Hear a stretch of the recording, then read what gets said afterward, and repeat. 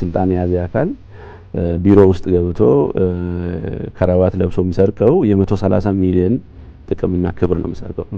ሰው በሌብነት ልብሱን ሊቀይር ይችላል፣ የልጁን ምግብ ሊቀይር ይችላል፣ ሳሎን ሊቀይር ይችላል፣ ቤት ግን አይገነባም። መሪዎች በዚህ ልክ የሙስና አስከፊነትን ለህዝብ ብዙም አያስተምሩ እና በጣም ትልቅ ነገር ነው ለኛ።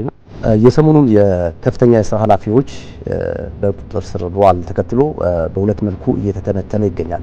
ሁኔታው ምንድነው? እንደ ከዚህ በፊቱ የተወሰነ ሚሊዮኖች ይሰርቅ ከዛ በኋላ የተወሰነ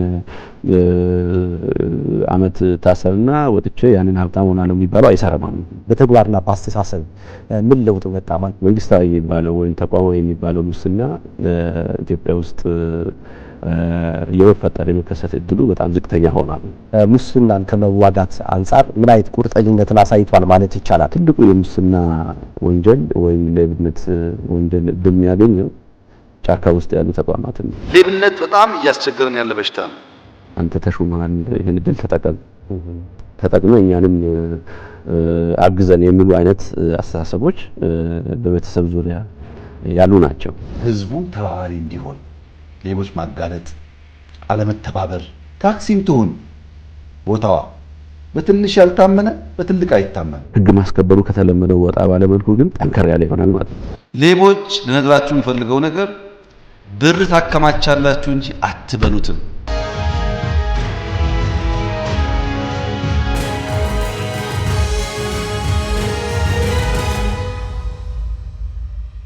የኢትዮጵያ መንግስት ሙስናንና ሌብነትን ለመከላከል በቁርጠኝነት እየሰራ ይገኛል።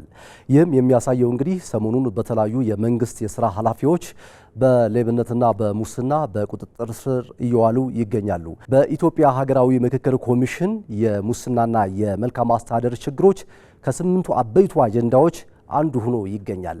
ይህንን ተከትሎ እንግዲህ የመደመር መንግስት ባለፉት ዓመታት ሙስናን ለመከላከልና ለመቆጣጠር የተለያዩ ስትራቴጂዎችና ስራዎችን ሲሰራ ቆይቷል።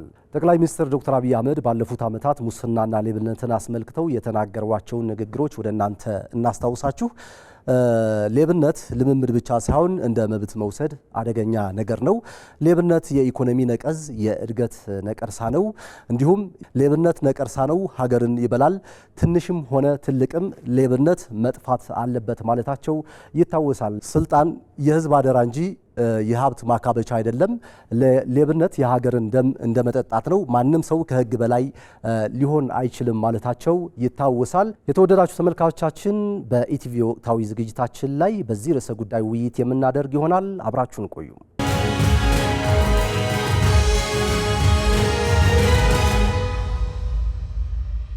ወቅታዊ ዝግጅታችን እንሆ ጀምሯል።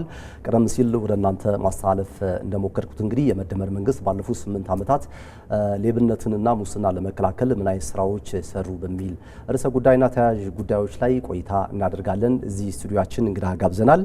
የፌዴራል ስነ ምግባርና ጸረ ሙስና ኮሚሽን ኮሚሽነር ዶክተር ሳሙኤል ውርቃቶ እንኳን በሰላም መጣችሁ። እንኳን ደህና ቆያችሁ። መልካም። ቀደም ሲል ለተመልካቾች ሳደርስ ነበረ በተለይ የኢትዮጵያ መንግስት ገና ከጅምሩ ሌብነትን ለማዋጋት መንግስታዊ ቁርጠኝነቱ ከንግግር ባለፈ ወደ ተግባር የገባበት ሁኔታ ይስተዋላል። በተለይም ሰሞኑን ከፍተኛ የስራ ኃላፊዎች በቁጥጥር መዋላቸው ይታወሳልና እንግዲህ ባለፉት 8 ዓመታት የመደመር መንግስት ሙስናና ሌብነትን ለመከላከል የሰራቸው ስራዎች ምንድናቸው ማለት ይቻላል? በጣም አመሰግናለሁ ስለጋበዛችሁ፣ እኛም ደስ ብሎናል። በዋናነት እንግዲህ ሙስና፣ ሌብነት፣ ብልሹ አሰራር እያለን የምንጠራቸው በአንድም በሌላ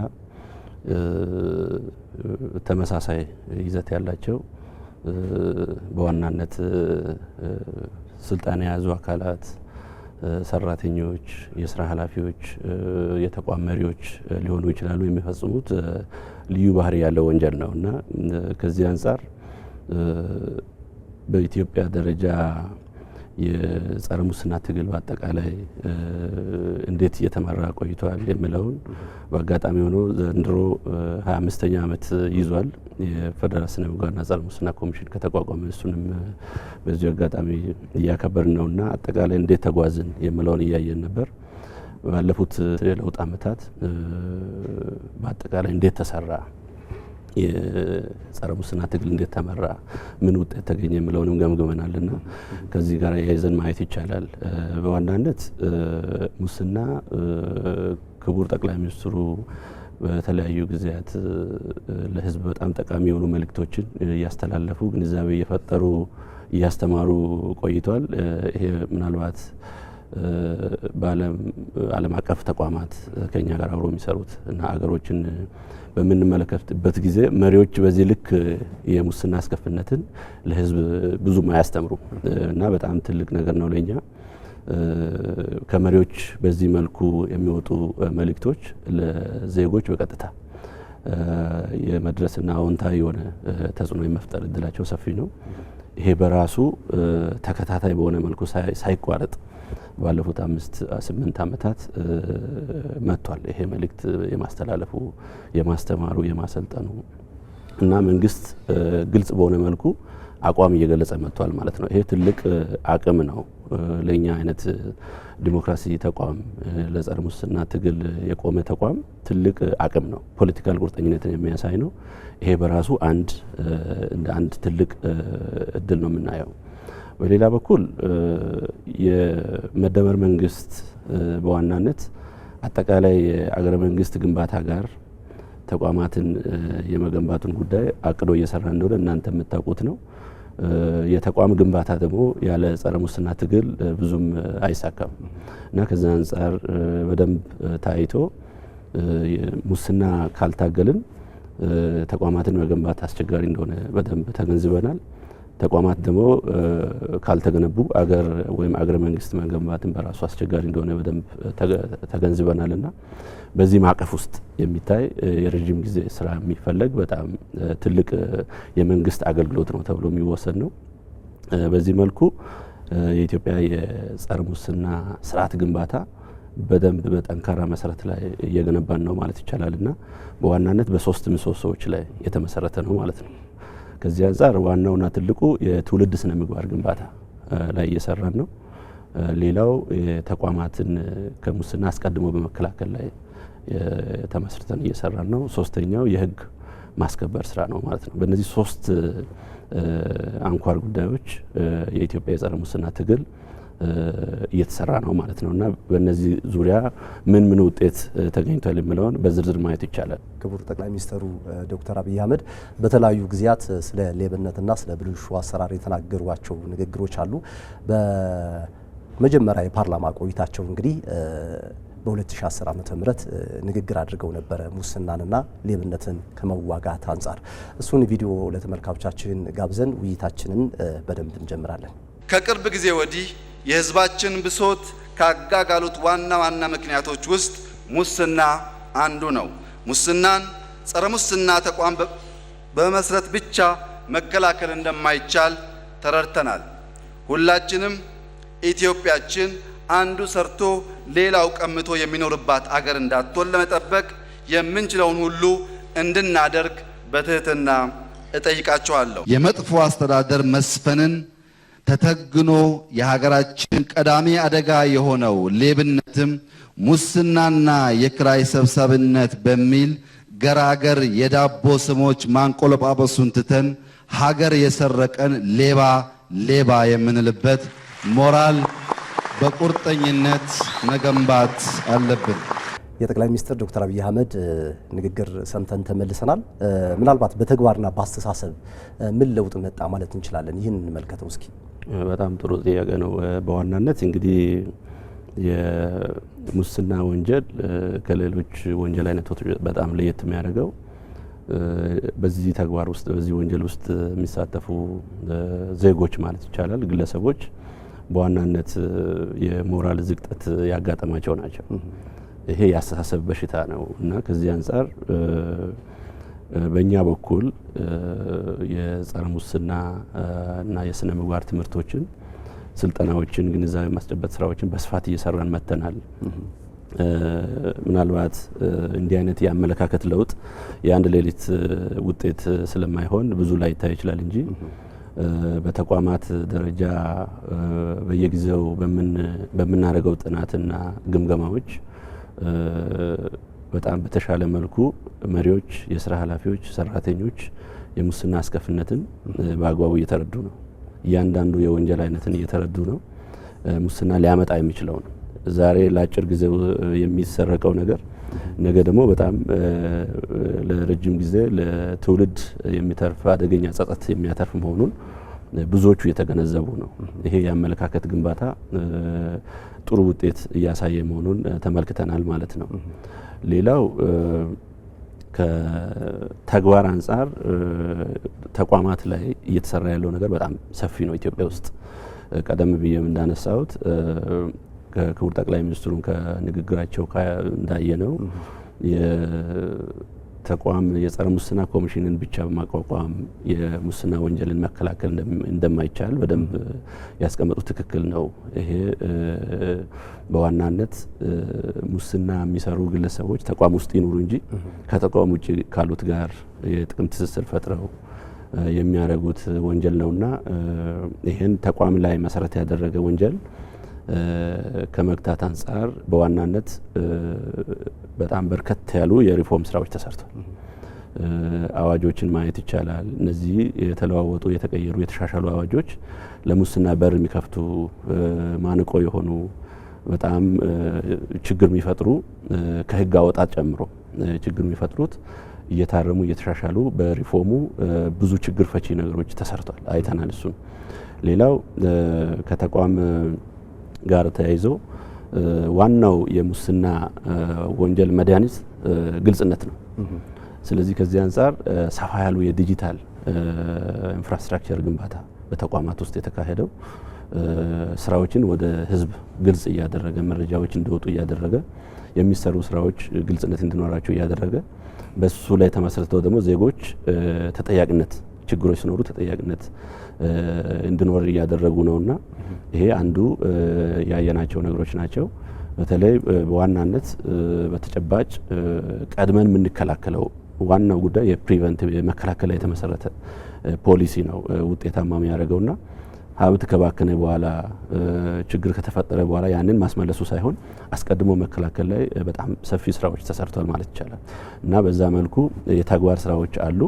እንደዚሁም ማስረጃ በተገኘው ልክ የህግ ማስከበሩ ስራ እየተሰራ ያን ያህል ብዙ የተቀጡ ባይኖርም በተገኘው ማስረጃ ልክ በጣም ወንጀሉ ውስብስብ ነው፣ የምርመራ ሂደቱም ውስብስብ ነው፣ ተቋማትም ገና እያደጉ ነውና ከዛ አንጻር በተጨባጭ ደግሞ የህግ ማስከበሩም ስራ ቅድም ያልኩት ሶስቱም ምሰሶዎች የተቀናጁ ሆነው እየተሰሩ ነው ማለት ነው።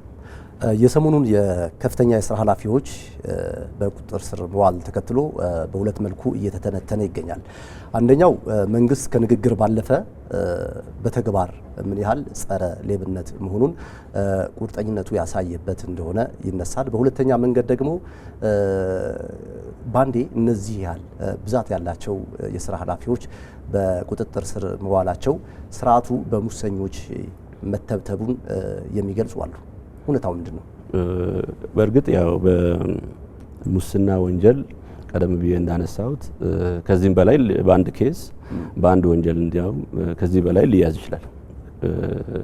የሙስና ወንጀል በአንድ ግለሰብ የሚሰራ አይደለም።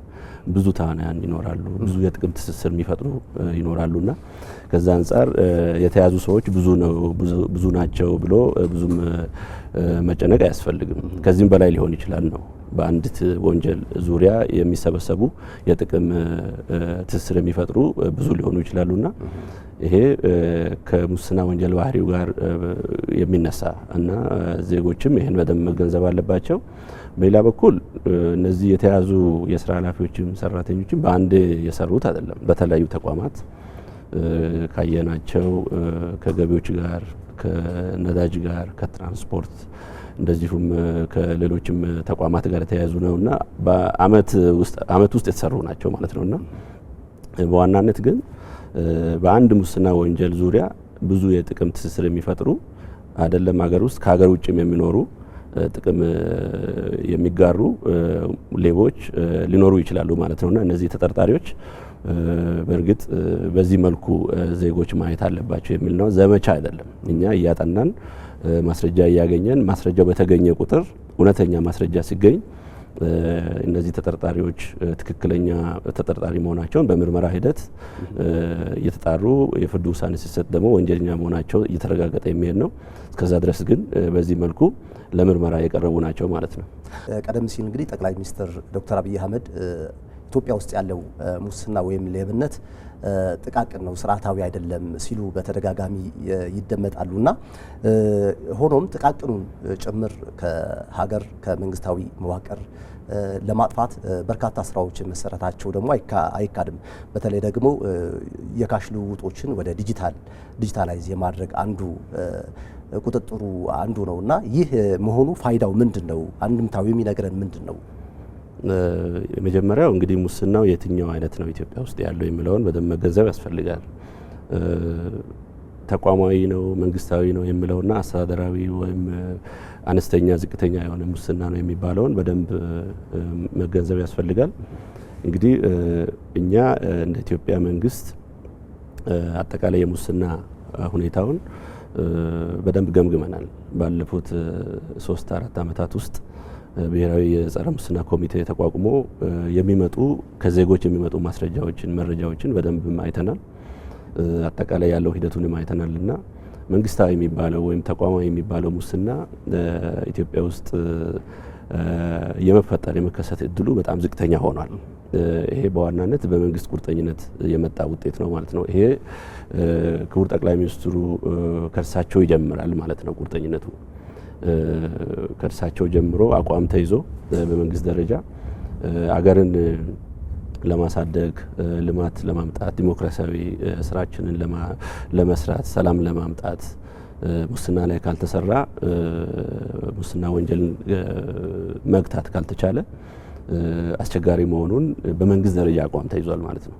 ስለዚህ ይሄ መንግስታዊ የሆነ ተቋማዊ የሆነ ሙስና እንዳይኖር አድርጓልና በመንግስት ደረጃ ተቋም ተቋቁሞ ፖሊሲ ወጥቶ ህግ ወጥቶ አመራር አሰማርተ ሰራተኛ አሰማርተ ስራው ግን አላማው ለሌብነት አላማ ከሀገር ሀብት የሚያሸሽ ተቋም ኢትዮጵያ ውስጥ አለመኖሩን ሁላችንም በደንብ መገንዘብ አለብን። እንደ ጸረ ሙስና ኮሚሽን እንደ ነጻና ገለልተኛ እንደሆነ ተቋም እነዚህን በደንብ ቼክ እናደርጋለን። እኛ እንዲሁ እንደ ናሽናል ተቋም ብቻ እንደ ሀገር ውስጥ ተቋም ብቻ ሳይሆን ከሌሎች ከኛ ጋር አቻ የሆኑ ወደ 192 የሚሆኑ ሀገሮች አሉ። እርስ በርስም እንገማገማለን ከአቻ ሀገሮች ጋርና ኢትዮጵያ ውስጥ ተቋማዊ ወይም መንግስታዊ በሆነ መልኩ ሙስና ቢኖር አቻ ሀገሮችም ለኛ ግብረ መልስ ይሰጡን ነበርና በእኛ በኩልም ያለው ግምገማ ይሄን ነው የሚያሳየው። በዚህ ምክንያት ነው ትልልቅ የልማት ስራዎች የሀብት ብክነት ሳይኖር ወደ ልማት እንዲሄዱ የተደረገው።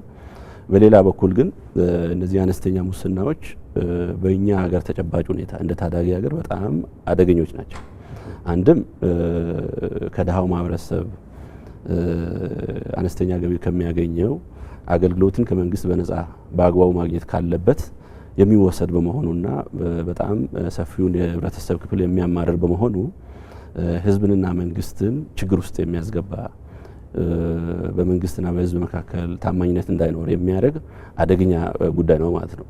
እያደገ እየቆየ ወደ ተቋማዊ ሙስና የማደግ እድል አለው ማለት ነው።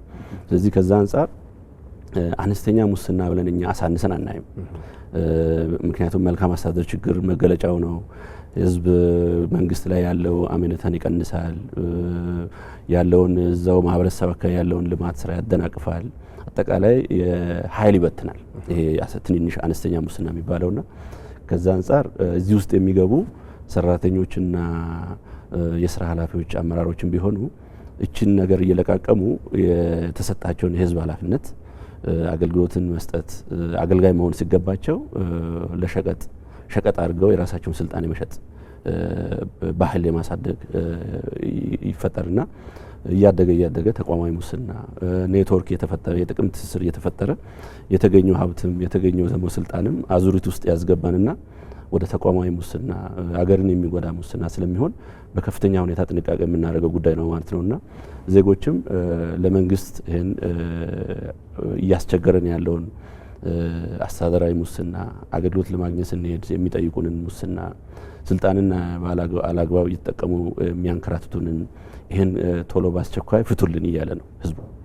ይሄ በጣም ለኛ አይነት ለጸረ ሙስና ማህበረሰብ እጅግ ትልቅ አቅም ነው። ህዝባዊ መሰረት እየተፈጠረ ነው ማለት ነውና በዛ መልኩ የሚታይ ነው። ከዛ ውጪ መንግስት እነዚህን ነገሮችንም ለመቅረፍ ምንድነው እያደረገ ያለው? ወደ ዲጂታል ስራ ገብተናል።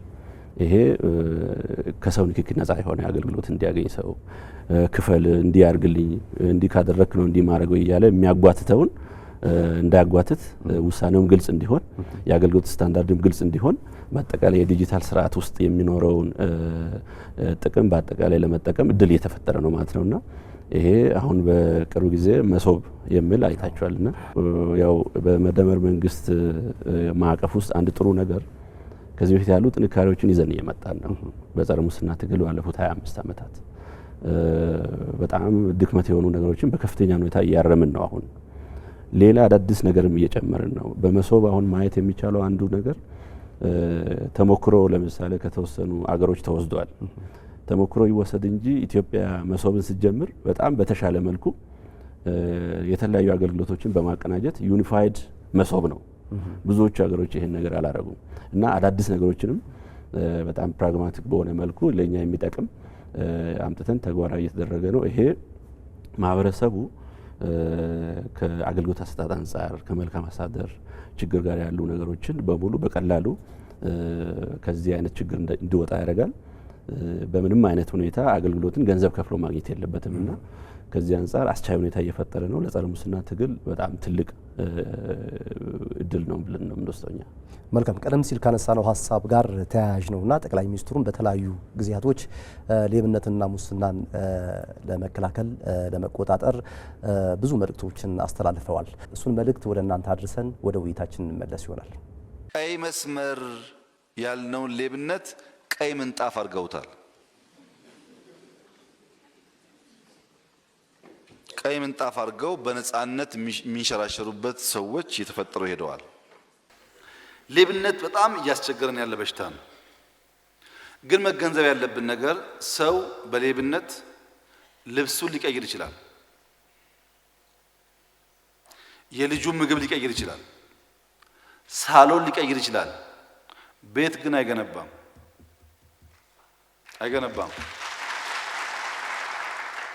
ቤት ሰርቶ ሊሆን ይችላል። ሀገር መስራት እስካልቻለ ድረስ ግን ያ ቤት ይፈርሳል፣ ይወረሳል። ሌብነት ደግሞ ከዛ የባሰ ካንሰር። ኢትዮጵያ ምኗ ይሰረቃል? ምን አላትና ይሰረቃል? ይሄ ችግር ኢትዮጵያ ውስጥ በስፋት አለ። ካልተረባረብን ያጠፋናል። የሚያሳዝነው ነገር ግን በተደጋጋሚ እንዳልኩት ሌቦች ሀብት አከማችተው ሳይበሉት እንደሚሞቱ እያየን፣ ሌቦች ሀብት አከማችተው ልጆቻቸውን ከሐሺሽ መታደግ እንደማይችሉ እያየን አሁን እንሰርቃለን። ሌቦች ለነገራችሁ የምፈልገው ነገር ብር ታከማቻላችሁ እንጂ አትበሉትም። ውይይታችን እንቀጥላለን። የተወደዳችሁ ተመልካቾቻችን፣ ዶክተር እንግዲህ ቀደም ሲል ጠቅላይ ሚኒስትሩ የተናገሩት ንግግር አለ፣ ሀሳብ ይሰጡበታል። እግረ መንገድ ደግሞ ከመንግስት አገልግሎት አሰጣጥ ጋር ቀደም ሲል ስለ መሶብ የአንድ ማዕከል አገልግሎት እያነሳን ነበረ። የአንድ ማዕከል አገልግሎቶች አሰራርን ከማቀላጠፍ ባሻገር የመልካም አስተዳደር ጉዳዮችን ከመፍታት ባሻገር ደግሞ ሙስናና ሌብነትን ለመከላከል ያላቸው አስተዋጽኦ ምንድን ነው የሚለውን በስፋት ብንመለከተው ደስ ይለኛል። በጣም ጥሩ። እንግዲህ የመሶብ አገልግሎት አንድ ማዕከል አገልግሎት ብዙ ውስብስብ የሆኑ አገልግሎቶችን ወደ ዲጂታል አምጥቷል። ዜጎች አገልግሎት ለማግኘት ሲፈልጉ ወደ አንድ ማዕከል ነው የሚሄዱት። በቀላሉ ያንን አገልግሎት በስታንዳርዱ መሰረት እንዲያገኙ ያደርጋቸዋል። አንድም የጊዜ ብክነት እና ሌሎችም አላስፈላጊ አገልግሎቶችን ለማግኘት እንዲከፍሉ የሚያደርጓቸው ነገሮችን በሙሉ ከዛ አይነት ችግር ውስጥ እንዳይገቡ እድል ይፈጥርላቸዋልና እንግዲህ ዞር ዞር ብላችሁ አይታችሁ እንደሆነ አላቅም፣ መሶብ አካባቢ አሁን ያለው የተገልጋዮች እርካታ በጣም ከፍተኛ ነው። ከ95 በላይ እና ከዛ በላይ እንደሆነ ነው መረጃ ያለውና በዋናነት አገልግሎቱ ስታንዳርዱ ካለው ዜጎቹ አገልግሎትን በዛ ስታንዳርድ መሰረት በተገደበ ጊዜ ውስጥ ማግኘት ከቻሉ፣ ግልጽ ከሆነ የሚጠየቁ አላስፈላጊ ነገሮች ከሌሉ ሙስና እድል የለውም ማለት ነው እዛ አካባቢ። አሁን ትልቁ የሙስና ወንጀል ወይም ሌብነት ወንጀል እድል የሚያገኘው ጫካ ውስጥ ያሉ ተቋማትን ነው።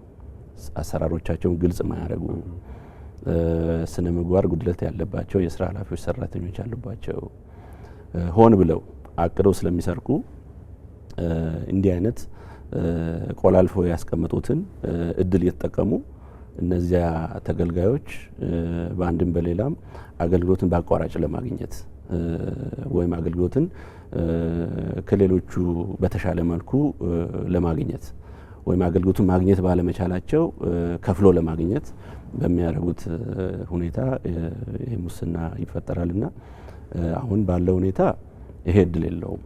ግልጽ ነው አሰራሩ፣ ስታንዳርዱ ግልጽ ነው፣ የሚሰጠው አገልግሎት ግልጽ ነው። አሁን ደግሞ እኛም እንደ ጸረ ሙስና ኮሚሽን አንድ ማዕከል እዛ ውስጥ ዜጎች ችግሮች ሲኖሩ እንዲጠቁሙ ዲጂታል አሰራር ስርዓቱን ናሽናል ኮራፕሽን ሪፖርቲንግ ሲስተም እያስገባን ነው ሁሉም ቦታ። ስለዚህ ምንም አይነት ቅሬታ ካላቸው ሙስና የሚጠይቅ ሰው ካለ መረጃውን እዛው ይጠቁማሉ። እኛም ክትትል እያደረግን ነው። ስለዚህ ይሄን እንደ ዘላቂ ማድረግ ስርዓታዊ ማድረግና ዜጎች ይሄን አውቀው የራሳቸውን መብት እንዲጠቀሙ የማድረግ የትምህርት ማስተማር ማሰልጠን ይጠበቃል የሚል ነውና ዋናው ነገር እየዘመነ የመጣ ስለሆነ ይሄ ቴክኖሎጂ አጠቃቀም በእኛ ሀገር ያንን ሁሉም ጋር ማዳረስ ይፈልጋል። ያው ሁላችሁም እንደምታውቁት ወደ ገጠር አካባቢ ያሉ ተቋማት እና ብዙ ሰው ያለበትም ክፍለ ሀገር አካባቢ ይሄ ቴክኖሎጂ በደንብ አልተዳረሰም። ዜጎቻችን ያሉ ደግሞ እዛው አካባቢ ነው በስፋት ያሉትና እዚሁ በፌደራል መንግስት አካባቢና በክልሎችም አንዳንድ ክልል ከተሞች አካባቢ ያለው አገልግሎት ወደ ማህበረሰቡ ጠጋ ማለት አለበት። መልካም አስተዳደር እዛው አካባቢ ማረጋገጥ አለብንና አገልግሎትን ዲሰንትራላይዝ ማድረግ ያልተማከለ ማድረግ መንግስት እየዘረጋ ያለውን የኢንተርኔት እና ሌሎች መሰረተ ልማቶችን በአግባቡ መጠቀም አለብን። ወደ ዜጎች መጠጋት አለብንና በዚህ መልኩ ይሄ እየመጣ ያለው የዲጂታላይዜሽን እና የዲጂታል አሰራር ስርዓት በአጠቃላይ ለሀገራችን በጣም ወሳኝ ነው። እናንተም እንደምታውቁት በአምስቱ ብዝሃ ዘርፍ ውስጥ መንግስት ትኩረት ሰጥቶ እየሰራ ያለው ጉዳይ ነው። ዘላቂ የሆነ ግልጽ የሆነ ስትራቴጂ ያለው ግልጽ የሆነ ፖሊሲ ያለው ህግ ማዕቀፎች ያሉ ተቋማት የተቋቋሙ ነው። ዘላቂ ማድረጋችን አይቀርም። ስለዚህ እየዘመንን ስንሄድ አይ ቲንክ ይሄ ሙስናን ለመከላከልም መልካም አስተዳደር ለማረጋገጥ እንዲሁም ተቋማት አገልግሎታቸውን በውጤታማነት እንዲሰጡ ያደርጋል ብለን እናምናለን። መልካም። መንግስት እንግዲህ የገንዘብ ዝውውሮች ወደ ዲጂታል ማድረጉ ሙስናን ከመዋጋት አንጻር ምን አይነት ቁርጠኝነትን አሳይቷል ማለት ይቻላል? ይሄ ምን አይነት ማሳያ ሊሆን ይችላል? ቀደም ብዬ ማስቻለሁ። እንግዲህ የኛ ሀገር እንግዲህ ታዳጊ ሀገር ነው። ከቅርብ ጊዜ በፊት እንግዲህ እኛ ሁላችን እንደምናውቀው ባንኮች በጆንያ ነበረ ከአንድ ባንክ ወደ ሌላ ባንክ ገንዘብ የሚያዘዋውሩት። ይሄ የጊዜ ብክነት፣ የሀብት ብክነት ስጋትም ይፈጥር ነበረ። በሌላ በኩል አሁን ዲጂታል ስርዓት ውስጥ በሚገባበት ጊዜ የገንዘብ አጠቃቀም በአንድ በኩል ገንዘቡ ህጋዊ በሆነ መልኩ ዝውውር እንደሚደረግ ለማረጋገጥ አያስቸግርም። መረጃ በቀላሉ ማመንጨት ይቻላል። በሌላ በኩል ዜጎችም ከአንድ ማዕከል ወደ ሌላው አካባቢ የሚሄደውን የገንዘብ ፍሰቱን ሳይቸገሩ ምናልባት ወንጀሎች ቢፈጸሙ እዛው የሚሰሩ ሰራተኞችም ሊጠቁሙ ይችላሉ ማለት ነው። ስለዚህ ዋናው ጉዳይ ቅልጥፍናው እንዳለ ሆኖ ግልጽነትን ፈጥሯል ማለት ነው። የዲጂታል አሰራር ገንዘባችን ወዴት እየሄደ እንደሆነ፣ እንዴት እንደሚፈስ፣ ምንጩ ያልታወቀ ገንዘብም እየፈሰ ከሆነ ወዴት እየሄደ እንደሆነ፣ ማን ባለቤቱ ማን እንደሆነ፣ ከጀርባ ያለው ማን እንደሆነ በደንብ ለማየት ግልጽነት ፈጥሯል የሚል ነውና በአጠቃላይ ይሄ በጣም ተጠናክሮ መሄድ ያለበት በጣም ጥሩ ለጸረ ሙስና ትግል ትልቅ ፋይዳ ያለው ነው ብለን ነው የምናምነው። ሌብነትን ለመከላከል እንግዲህ የመንግስት ቁርጠኝነት እንዳለ ሆኖ የማህበረሰባችን አመለካከትስ ምን ይመስላል? አንዳንድ አባባሎች አሉ። ሲሾም ያልበላ ሲሻር ይቆጨዋል ይባላል። እንደዚሁም ደግሞ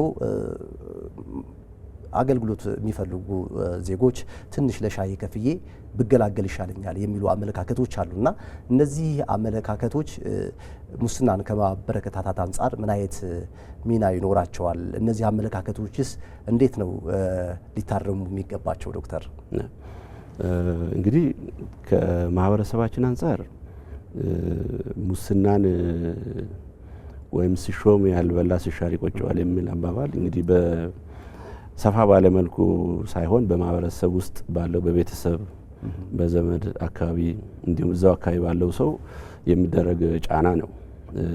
አንድ ባለስልጣን ወይ አንድ ሰራተኛ አንተ ተሹመሃል፣ ይሄን እድል ተጠቅመ እኛንም አግዘን የሚሉ አይነት አስተሳሰቦች በቤተሰብ ዙሪያ ያሉ ናቸው።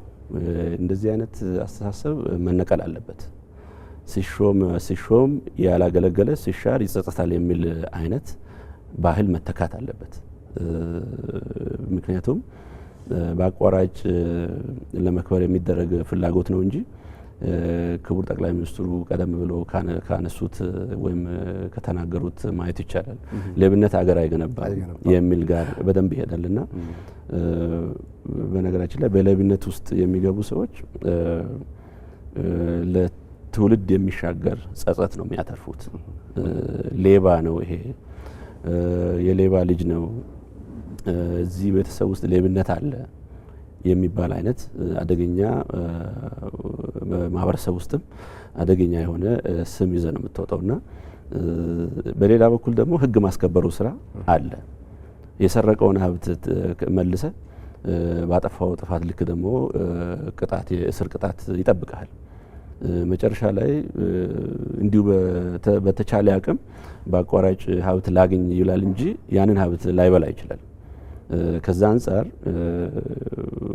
ሲሾም ያልበላ ሲሻር ይቆጨዋል የሚባለውን አባባል ማህበረሰቡ ይዞ የመጣውን በተቻለ አቅም የማስተማር ስራ መስራት አለብን። ይሄ በማህበረሰብ በኩል በማስተባበር የሚመጣ ነው።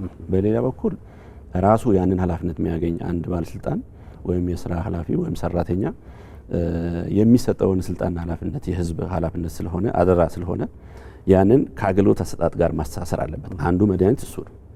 ሌላኛው በራስ ላይ መስራት ያስፈልጋል። ስነ ምግባራዊ ለመሆን ስነ ምግባራዊ ሆኖ በማህበረሰብ ውስጥ ጥሩ ስም ገንብቶ በሀገር ውስጥ ጥሩ ስም ገንብቶ በጥሩ ስም መቆየቱ ይሻላል።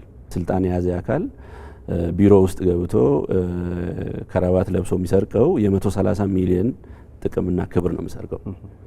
ይሄ በጣም አደገኛ ነው። ይሄ ሞራሊ ትክክል አይደለም። ስለዚህ ትክክል የሆነውን ለመምረጥ መወሰን አለብን። አንዳንድ ሾልኮ የገቡ ሌቦች አሉ ተቋማቶቻችን ውስጥ እና መንግስት መዋቅሮች ውስጥ። እንደዚህ አይነት ሰዎች ለነሱም እኛ ያለን መልእክት አሁን ጠንከር እያለ እየመጣ ነው። የኛ የጸረ ሙስና ትግል ባይዘው እንደሚወራውና እንትን አይደለም። አሁን ስርዓት እየገነባን ነው። ጠንከር ያለ ትምህርት ስልጠና እየሰጠን ነው። በጣም በብዙ መልኩ ስልጠና እየተሰጠ ነው። ተቋማት ውስጥ ስርዓቶች እየተዘረጉ ነው። ዲጂታል ሲስተምን ጨምሮ መረጃ የማግኘት እድል በጣም ሰፊ ነው ለኛ። አሁን በብዙ መልኩ መረጃ እናገኛለን ከዜጎችም በተለያየ መልኩ። ህግ የማስከበሩንም ስራ ዝግጅቱ በጣም ጥሩ ነው በእኛ በኩል። እንደ ከዚህ በፊቱ የተወሰነ ሚሊዮኖችን ሰርቄ ከዛ በኋላ የተወሰነ አመት ታሰርና ወጥቼ ያንን ሀብታም ሆናለሁ የሚባለው አይሰራም። አሁን ምንድነው የሚሆነው? የመጀመሪያው ጉዳይ ማስረጃ ከተገኘ ያንን የሰረቀውን ሀብት የህዝብ ሀብት ነውና ያንን መመለስ ነው የመጀመሪያው እርምጃችን። ስለዚህ ምን ይሆናል? እኩል ነው የሚሆነው። የሚተርፈው ምንድነው? በወንጀሉ ልክ መቀጣት ነው ማለት ነው። እስር ነው የሚጠብቀው ማለት ነው። በአንድ በኩል በመንግስት ኃላፊነት ላይ ሆኖ ወይም የመንግስትን ኃላፊነት የህዝብን ኃላፊነት የሰረቀ ሌባ የሚል ስም ያገኛል። የደም ልኩን ይጸጸታል ማለት ነው። ከሱ አልፎ ደግሞ ለትውልድም ይተላለፋል ማለት ነው። በእኛ አይነት ሁኔታ ደግሞ ህብረ ብሔራዊ በሆነ ሀገር ማህበረሰቡንም ያሰድባል ማለት ነው ይሄ ባለስልጣን ወይም ይሄ ስራ ኃላፊ። ምክንያቱም 130 ሚሊዮን ህዝብ ስልጣንና ሀብት ጥቅም የሰረቀ ስለሆነ ማለት ነውና ከዛ አንጻር እኔ ማህበረሰቡ በእኛ በኩል በጣም እያሰለጠንን ነው። አሁን ባለው ሁኔታ በተለያየ መልኩ መንግስት ሲያወያያቸው በውይይት ሂደትም አሁን በአገራዊ ምክክርም አይታችኋል። ሙስናና መልካም አስተዳደር አጀንዳ ይሁን ብለው ህዝቡ ለምክክር ኮሚሽኑ ሰጥተው ውይይት እያደረገ ነው። ከስምንቱ አጀንዳ ኮሮ ነው ወጣ። ህዝቡ ለጸረ ሙስና ትግል ከመንግስት ጋር አብሮ ለመቆም እየተሰለፈ ነው ማለት ነው። ሲሾም ያልበላ ሲሻር ይቆጨዋል የሚባለው ነገር እየተራገፈ ነው ማለት ነው። ይሄን ከስርዓታችሁ ውስጥ አስወጡልን፣ ሌባውን አስወጡልን፣ ስርዓት ያስይዙ፣ እያስቸገረን ነው ሌባ የሚል ትልቅ በሁሉም በተደረገው ምክክር በተደረገው መድረኮች ለምክክር ኮሚሽኑ ህዝቡ ስላነሳ ነው ይሄ አጀንዳ የሆነው እና በዛ መልኩ በእኛ እምነት ሁሉም የኢትዮጵያ ህዝብ ይሄን ነገር አምኖ ተቀብሏል ብለን መውሰድ የለብንም። የተወሰኑ በዚህ ዙሪያ ላይ ያሉ አባባሎች አሉ። አባባሉን ማስተካከል አለብን። በሌላ በኩል ይሄ እንዲሁ በማስተማር ብቻ ስለማይቀረፍ ቀደም ብዬ እንዳነሳሁት ማስተማሩንም እንቀጥላለን አጠናክረን፣ ተቋም ግንባታውንም አጠናክረን እንቀጥላለን። ህግ ማስከበሩ ከተለመደው ወጣ ባለ መልኩ ግን ጠንከር ያለ ይሆናል ማለት ነው። ሶስቱንም አቀናጅተን ስንሄድ ስርዓቱ እየተገነባ ሲሄድ ሙስና በሙስና የሚመጣ ነገር አያዘልቅም፣ አይጠቅምም። ስም ከማሳጣት ከማጥፋት ውጪ ሌላ ፋይዳ የለውም፣ አዋጭ አይደለም የሚለውን እስከዛ ድረስ በመስራት የባህል ለውጥ የባህል እድሳት ይኖራል ብለን እናስባለን። ስለዚህ እነዚህ የተዛቡ ትርክቶች መስተካከል አለባቸው የሚል መልእክትን ውሰድ። የተወደዳችሁ ተመልካቾቻችን ከዚህ ጋር የተያያዘ የጠቅላይ ሚኒስትር ዶክተር አብይ አህመድ ንግግር ተከታትለን የምንመለስ ይሆናል። አንዱ የጥፋት መንገድ የምንለው ካልተገራ በቀር ያቅድም ያልኩት ራዕይ ለማሳካት እንቅፋት ነው የምንለው ጉዳይ ነው። ሌብነት በጣም አደገኛ ስብራት ነው። የገንዘብም ሌብነት፣ የጊዜም ሌብነት፣ የማልመጥም ሌብነት በመትጋት ላይ ባለች ሀገር ውስጥ እንቅፋት ነው። አሁን ግን እንደ አንድ ትልቅ ስብራት ልክ እንደ ልመናው አይተን በምዕራፍ ከፍለን እየሰራንበት ያለ ጉዳይ እንደሆነና ህዝቡም ተባባሪ እንዲሆን ሌቦች ማጋለጥ፣ አለመተባበር፣ ታክሲም ትሁን ቦታዋ በትንሽ ያልታመነ በትልቅ አይታመን። እንግዲህ መንግስት ከቃል ባለፈ በተግባር የጀመረው ሙስናን የመከላከልና የመቆጣጠር ሁኔታ ተመልክተናል። ቀደም ሲልም አንስተነዋልና በቀጣይ ለሚወሰዱ እርምጃዎች ምን ትምህርት ይሰጣል፣ ከማን ምን ይጠበቃል የሚለው የመውጫ ጥያቄ ላድርግ። በጣም ጥሩ። እንግዲህ ሙስና ሁለት አንኳር ጉዳዮችን በጣም ይመለከታል። አንደኛው ስልጣን ነው፣ ሌላኛው ሀብት ነው። ሀብትም ይሰረቃል፣ ስልጣንም ይሰረቃል። ቀደም ብለው ክቡር ጠቅላይ ሚኒስትሩ ያነሱት ከጊዜ አንጻር ያነሱት አለ። ጊዜ አጠቃቀምም፣ ልግመኝነት፣ እንደዚሁ ስልጣንን ባልተገባ አኳኋን መጠቀም፣ እነዚህ በሙሉ ከሀብት ሙስና በጣም ከፍ ያሉ ናቸው። እንዲያውም ተቋምን በወርውሮ የሚበሉ አደገኛ ጉዳዮች ናቸው። ጊዜን በአግባቡ ማይጠቀም እና ዝም ብሎ ወንበር ይዞ የሚቆይ የስራ ኃላፊ ሰራተኛ ስልጣን የያዘ የትኛውም ሰው ዋናው ጉዳይ ህዝብን እንዲያገለግል እና እዛው ስልጣን ውስጥ በሆነበት ጊዜ የተሰጠውን ስልጣን በአግባቡ ተጠቅሞ ለሀገር የሚጠቅም ስራ እንዲሰራ ነው። ግን ያንን ከመስራት ይልቅ ለግልና ለቡድን ጥቅም የሚሆኑትን ነገሮችን ብቻ ትኩረት አድርጎ እየሰራ ስልጣንን እያባከነ የሚቆይ ከሆነ ይሄ ተቋሙ እንዳያድግ ያደርጋል። ተቋሙ ካላደገ ደግሞ የህዝብ ጥቅም፣ የሀገር እድገት ችግር ውስጥ ይገባል ማለት ነውና ይሄ አንዱ በስልጣን በኩል የሚኖር የተሰጠውን ስልጣን የማባከን ሙስና ነው ማለት ነው። በሌላ በኩል ሀብት ስርቆት ነው እና ይሄ እንግዲህ ቀደም ብዬ እንዳነሳሁት የህዝብን ሀብት መስረቅ፣ ማሸሽ፣ ለተለያዩ ቡድኖች ለራሱም እንደዛ ማድረግ፣ ይሄ ደግሞ ለልማት መዋል ያለበት ውድ የሆነውን ሀብት ለተቋም ውስጥ ግብዓት አድርጎ ለሀገር የሚሆን ስራ መስራት እንጂ ለልማት የሚሆን ስራ መስራት እንጂ ለቡድን እና ለራሱ ጥቅም ትስስር እንዲውል ማድረግ የለበትም እና ከዛ አንጻር የታየ ነው ማለት ነው። ክቡር ጠቅላይ ሚኒስትሩ ያነሱት በዛ መልኩ ነው። በእኛ በኩል ከማን ምን ይጠበቃል ለተባለው የጸረ ሙስና ትግል በዋናነት የሁሉም ባለድርሻ አካል ብሔራዊ አጀንዳ ነው። ይሄን ሁላችንም መገንዘብ አለብን። የጸረ ሙስና ኮሚሽን ወር የተወሰኑ ተቋማት የሚሰሩት አጀንዳ ብቻ አይደለም። በህግ ደረጃም በህገ መንግስት በአብዛኛው ካያችሁ ስለ ግልጽነትና ተጠያቂነት፣ ስለ ስነ ምግባር እያለ በርከት ያሉ ቦታዎች ውስጥ የመንግስት ዋና ኦዲተርን ጨምሮ የጸረ ሙስና ትግል ኢትዮጵያ ውስጥ አስፈላጊ መሆኑን አስቀምጧል። በህጎችም በብዙዎቹ ህጎች ማየት ይቻላል እና ከዛ አንጻር የመንግስት አካላት አሉ ኢትዮጵያ ውስጥ። ለምሳሌ በኢትዮጵያ መንግስት ስርዓት፣ በፌደራሉ ስርዓት የመንግስት አካላት የምንላቸው አስፈጻሚውም፣ ህግ አውጪውም፣ ህግ ተርጓሚውም በየራሳቸው የጸረ ሙስና ትግል አጠናክረው መስራት አለባቸው።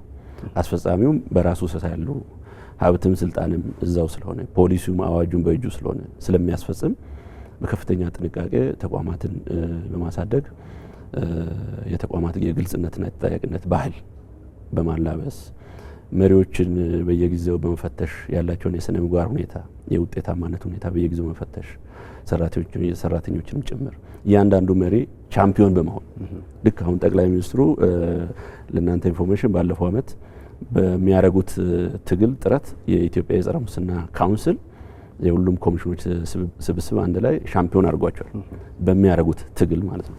ልክ እንደዛው ሁሉም አራያ ሆነው የየራሱን ተቋም ከሙስና የጸዳ የማድረግ ብቃትም አለው። ቸልተኝነት ካልሆነ በቀር አንድ መሪ ስለ ራሱ ተቋም ሀብት ማወቅ አለበት። የተሰጠውን ስልጣንና ኃላፊነት በአግባቡ መምራት አለበት። በእጃችን ነው ያለው። የሚመራው ኃይል በእያንዳንዱ ተቋም ያለው ሰው ስለ ራሱ ተቋም አጠቃላይ ሀብትና ስልጣንን በአግባቡ ከመራ ሙስና ችግር ሊሆን አይችልም። አንዳንዴ እኔን አይመለከተኝም እኔ ሙሰኛ አይደለሁም ብሎ ኤክስተርናላይዝ የማድረግ ሁኔታ አለ። ይሄ ትክክል አይደለም። ይሄ ከማን ምን ይጠበቃል ለተባለው መሪዎች ስለ ተቋሞቻቸው ስልጣንና ኃላፊነት ተሰጥቷቸዋል። ሀብት መጠበቅ አለባቸው። የህዝብ አደራ ነው። የተሰጠው ስልጣን ለአገልግሎት ማዋል አለባቸው። ከዛ አንጻር እናያለን። በሌላ በኩል የሃይማኖት ተቋማትን እንውሰድ። የሃይማኖት ተቋማት እያንዳንዳቸው በጣም በብዙ ሚሊዮኖች ተከታዮቻቸው በደንብ ማስተማር አለባቸው። ስለ ስነ ምግባር፣ ስለ ታማኝነት፣ ስለ ሙስና አስከፍነት፣ ሌብነትን የሚደግፍ ሃይማኖት የለም።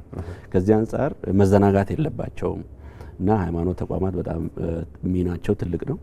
ሌላው ሚዲያ ነው። እንደናንተ አሁን የምታደርጉትም ይሄም አንዱ የዚህ አካል ነውና ሚዲያ በጣም ትልቅ ሚና አለው ህዝብን በማስተማር ምርመራ ጋዜጠኝነት ስራዎችን በመስራት በማጋለጥ አሁን ደግሞ ጥሩ ነው የመረጃ ነጻነት አዋጅም ታውጇልና ከዛ አንጻር ተቋማት ውስጥ በደንብ ገባ ብለው የግልጽነት የተጠያቂነት ባህል ምን ይመስላል የሚለውን እያወጡ ህዝብን የትግሉ ባለቤት ማድረግ ይጠበቃል ማለት ነው ከሚዲያ። ሌላው የሲቪል ሶሳይቲ የተለያዩ አደረጃጀቶች አሉ። ከነሱም አድቮኬሲ ስራ መስራት አለባቸው። የጸረ ሙስና ትግል ላይ አድቮኬሲ ስራ መስራት አለባቸው። ስነ ምግባር ላይ መስራት አለባቸው። ከዛ ውጪ ደግሞ የእኛ ሀገር የመደበለ ፓርቲ ስርዓት ነው። እንግዲህ ተፎካካሪ ፖለቲካ ፓርቲዎች አሉ። በርከት ያሉ ናቸው። ወደ 60 አካባቢ ናቸው። ምርጫ ሲደርስ እንደ መስቀል ወፍ እየመጡ መፎካከር ሳይሆን ተቋም ገንብተው ተከታዮቻቸው ከሙስና የጸዱ ሙስናን የሚጠየፉ የሚታገሉ መሆን አለባቸው። ስለዚህ እነዚህ ያልኳቸው እንዳሉ ሆኖ ደግሞ ህዝብ ዜጋው ለሙስና ወንጀል እድል መስጠት የለበትም። እያንዳንዱ ዜጋ አንድ ሌባ መሪ፣ አንድ ሌባ የስራ ኃላፊ ወይም ሰራተኛ ሲሰርቅ የኔ ሀብት ነው የሰረከው፣ ለኔ መሰጠት ያለበትን አገልግሎት ነው የሰረከው ብሎ መታገል ነው ያለበት እንጂ ዝም ብሎ ማየት የለበት። እንደ ሌላው ሌብነት አይደለም። ስለዚህ በርካታ ባለድርሻ አካላት ስለዚህ አጠቃላይ አገራዊ አጀንዳ ነው፣ ብሔራዊ አጀንዳ ነው። በዚህ ጉዳይ ላይ ካልሰራን ተቋማትን ያፈርሳል። ተቋማትን ካፈረሰ ደግሞ እንደተባለው አገርን ማስቀጠል ያስቸግራል። ልማት መቀጠል አይችልም። ስለዚህ ይሄ በጣም ካንሰር ነው የተባለው። እዛ ውስጥ ያሉ ሰዎች ጊዜያቸውን ተጠቅመው አቅደው በሚሰሩበት ጊዜ ከተቋማት ውስጥ ያሉ ሀብትን ያጠፋሉ፣ ያሻሻሉ። ስልጣናቸውንም ሳይጠቀሙ ልማት የሚባል አይኖርም። ስለዚህ ውስጡን እየበላ ይጨርስና እንደ ካንሰር መጨረሻ ላይ አገርን አደጋ ላይ የሚያጋልጥ ስለሆነ ሁሉም ባለድርሻ አካላት ያለ ልዩነት በጸረ ሙስና ትግል አብረው መቆም አለባቸው የሚል ነው። ህዝባዊ መሰረትና ተቋማዊ መሰረት ሊኖረው ይገባል የሚል ነው። ዶክተር ሳሙኤል ሁርቃቶ የፌዴራል ስነ ምግባር ጸረ ሙስና ኮሚሽን ኮሚሽነር ኢቲቪ ወቅታዊ ዝግጅታችን ተገኝተው ለሰጡን ሰፊ ማብራሪያ እጅግ እናመሰግናለን። አመሰግናለሁ። መልካም የተወደዳችሁ ተመልካቾቻችን የኢቲቪ ወቅታዊ ዝግጅታችን የተከታተላችሁት ይመስል ነበር። በቀጣይ በሌላ ርዕሰ ጉዳይና እንግዳ እስክንገናኝ ድረስ ጤና ይስጥልን።